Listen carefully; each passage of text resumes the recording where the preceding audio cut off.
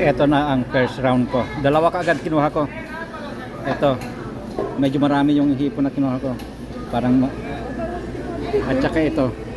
At saka dahil kasama yung bayad yung ano, yung soda. Inom tayo ng soda dito. Kasi may bayad eh. Kung walang bayad, hindi tayo iinom. Kagaya sa Hayat, sa trabaho ko, walang bayad doon. Kaya hindi ako umiinom ng ano doon, ng soda. Yung anak ko, ito lang kinuha yan. I'll go with something, something... Kaya ngayon, tirahin na natin yung ano, yung first round ko. Kumuha rin ako ng ano. Alam niyo naman sa akin, sabi ko na isda is life eh.